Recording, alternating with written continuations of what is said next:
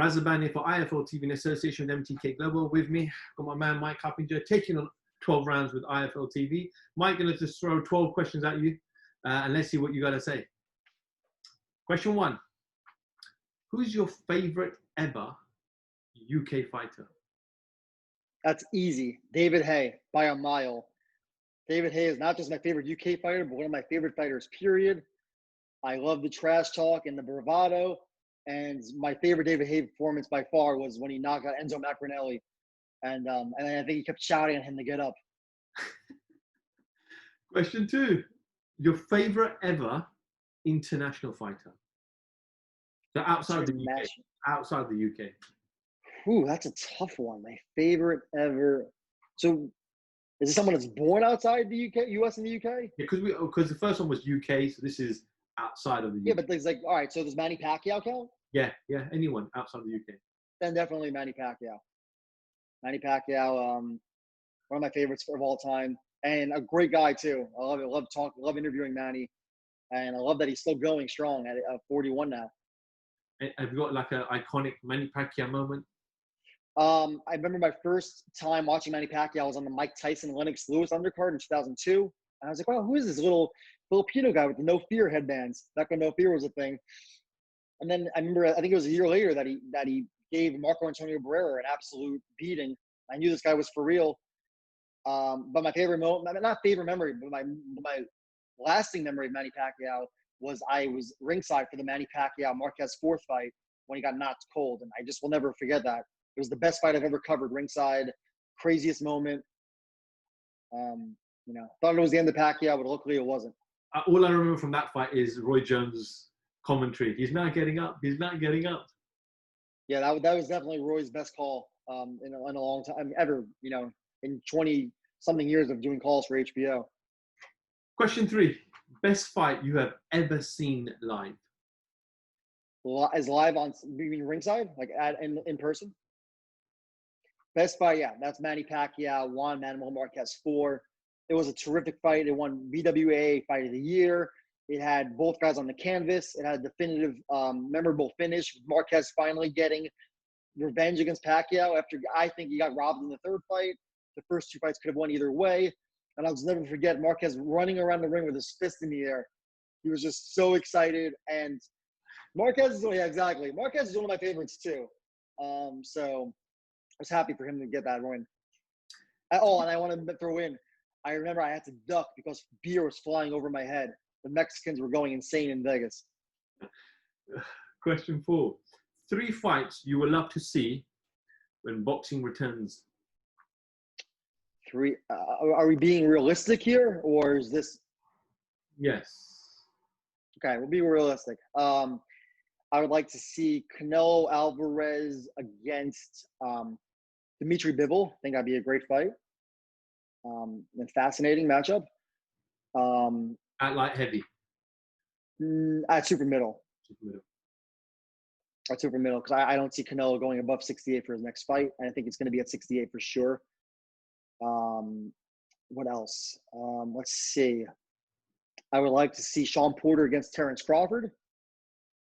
I think Terrence Crawford is a great talent, but he hasn't been tested yet. And I think Porter is the right guy to do it with his, relentless pressure, and he's always in great shape. He's just a really good fighter. 3rd fight, I'm going to go with, it's hard. 3rd fight. What about, it's hard because I'm trying to be realistic here. But Andy Ruiz against, we'll say, Dillian White. I don't think it's going to happen, actually, but I think will be absolute fireworks in the ring. I think Andy's a hell of a fighter, even though he didn't show up for his last fight with Joshua. And Dillian White's an underrated talent. Question 5: best upcoming fighter? Best upcoming fighter. Oh, man, tough one. I really like Joshua Buatsi. Think he can really be the future of the light heavyweight division. Definitely getting better with every fight. Maybe him. I love Daniel Dubois. I think he's easily the best heavyweight prospect, and in maybe even a year or two, it's going to be in that top 5 heavyweight discussion. Not number 1, years later. Love Duran at Boots Ennis. the welterweight based in Philly. You know, but I mean, I'm trying to go more under the radar. Obviously, you have guys like Ryan Garcia, who I think are already getting closer to that level, and Devin Haney. But, you know, it's exciting right now. Question 6. Dream matchup. Any fighters, any era. If you were to put two fighters together, they have to be from the same weight category. Who would that be? Floyd Mayweather versus Roberto Duran. Wow. At welter. Actually, let's go at lightweight. At lightweight. At lightweight. What a fight. What a fight. Be an amazing fight. Question 7. Favorite knockout you have ever seen, live or on TV? Favorite one, I'll go live. It was one of the first fights I ever covered. I was ringside for the Sergio Martinez Paul Williams rematch, and I was ringside for the first fight too. That was, I mean, I still remember the thud of Paul Williams hitting the canvas. But the second best knockout was Pacquiao Marquez 4. So those two. Question 8. Best ring entrance you have ever seen? Again, live, in person, or on TV? Man, you guys in the UK do ring entrances so much better than us in the US.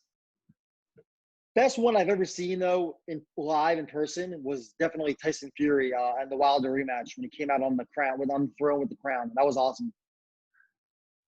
Well, we had obviously in the UK back in the 90s, Prince Nassim Hamed, who every fight was something different, something amazing. Yeah, I loved all those. I loved Mayweather when he came out. Again, I think it was against Carlos Baldomir or Gotti, and he had the Roman gladiator get up. That was cool too. Question 9. Favorite venue? Favorite venue I've covered a fight in? Just favorite venue. Okay, favorite venue. I'll go with favorite venue I've ever covered a fight at.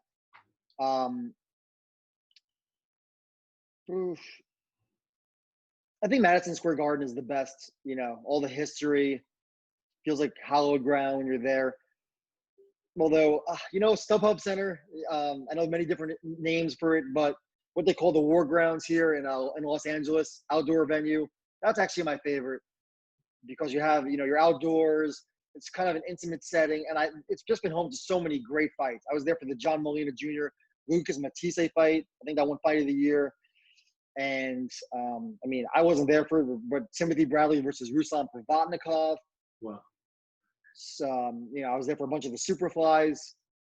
Speaking of shocking knockouts, I forgot this one. I was there for Rungvisai's knockout of Chocolatita. That was a crazy one. That was, what round was that again? I can't remember the round. I want to say it was like the 4th round, maybe. That was a shock. That was a shock. Question 10. Best trash talker. Best trash talker. Gotta go David Haye again. David Haye was just, he didn't care what he said. Does David Haye know you're a big fan? He knows. I've told David in person. He laughed about it. He was very gracious. And I was happy to see he's just as nice as I hoped he would be. But I remember when David Haye, I know people said it was poor taste here, but I thought it was hilarious when he had the picture of on the t-shirt of the severed heads of Klitschko's, just calling guys absolute bums and just not caring. Mayweather's up there too. I think Mayweather's great at trash talk. I loved when Mayweather was doing the promotional work for the Robert Guerrero fight, and he kept saying to Robert Guerrero, "This ain't Berto," which was funny because then Guerrero had already beat Berto, and then after that Mayweather fought Berto anyway. After he made clear how little he thought of Berto. So, actually, I want to do. Sorry, I'm remiss. Ricardo Mayorga might be the best actually. But he's really over the line. I remember one of the craziest ones of all time is Corey Spinks' mother had died, like I think recently when they fought in the early 2000s, and Ricardo Mayorga told Corey Spinks he was going to send him to heaven with his mother. I don't know if that's trash talk, but obviously Mayorga's first language wasn't English, so it was always translated. But he was relentless, absolutely relentless. Even with Oscar de la Hoya, that was crazy as well. Oh my God, yeah. Eating hamburgers on the scale, smoking cigarettes in the ring. I think even when he fought, when trying to do Shane Mosley fight, I think he slapped the backside of Shane Mosley's girlfriend. Don't remember that one. Yeah, I mean, just an absolute character. I actually, the second fight I ever attended live was the Ricardo Mayorga Tito Trinidad fight at Madison Square Garden, which is still to this day the craziest atmosphere I've ever been a part of. And I'll never forget Mayorga giving him free shots. Imagine giving Felix Trinidad free shots at your chin. The balls. Huevos. Question 11. Describe the following people in one word. Oscar de la Hoya. Inconsistent. Interesting. Bob Arum. Legend. Eddie Hearn.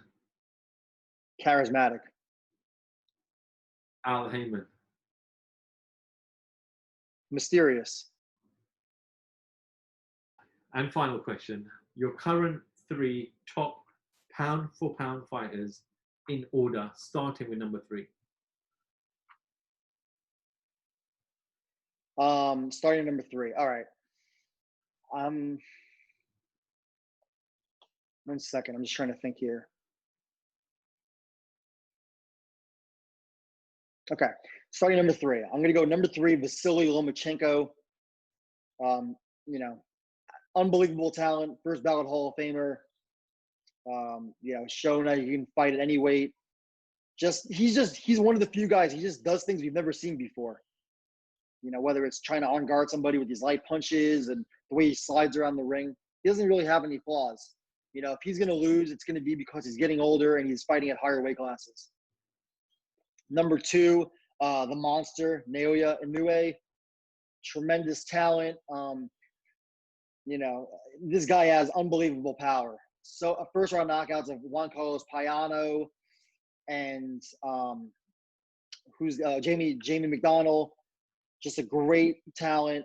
He's going up in weight now, and even against a guy, a legend like Nonino Donaire. I know Donaire is older now, but he suffered a broken orbital against Donaire and still gave him a beating, and probably should have knocked him out with that body shot.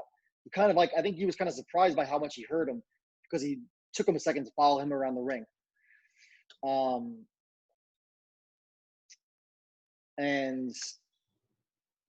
Number 1, of course, Canelo Alvarez, just the biggest star in boxing, the best fighter in the world, a great guy inside and outside the ring.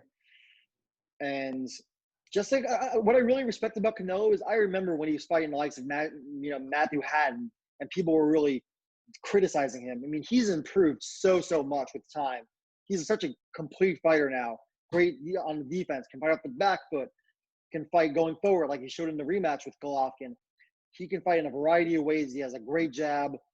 He has a great trainer in Eddie Reynoso. And I don't think there's any question in my mind that he's the best fighter in the world right now and deserving of that status. Just on Canelo, and I've asked you the 12 questions, but do you feel like with what happened with the Mexican beef, that slightly tainted his reputation? I honestly forgot about it. And I'm not saying it's not a legit question, but look, PED testing is a joke in boxing across the board. So it's hard to say who is and who isn't cheating. I think no one is clear of suspicion, really. Maybe outside of a guy like Nonino Donaire, who did the 365 VADA testing. If you're going to do that, that's the best way to show and prove everyone you're not a cheater. Canelo, it's a plausible, legit excuse, whether you believe it or not. There were many NFL players like Dwayne Brown, a star offensive tackle, who blames a positive test on clenbuterol due to tainted beef and were cleared by the NFL. So whether or not people want to believe it, I know people are going to say I'm wrong and I'm looking for excuses. It's plausible deniability. I don't know. I'm not going to pretend to know whether he did or didn't. Mike, well done. You completed the 12-round challenge with ISL TV. We'll do it again sometime with 12 different questions, I'm sure. Enjoy the rest of the day. I know it's nice and what is it? 1 o'clock there at the moment. So it's getting dark here in the UK now. So and we'll definitely catch up with you soon. All right. Thanks so much for having me. Mike Coppinger for ISL TV. Thank you very much.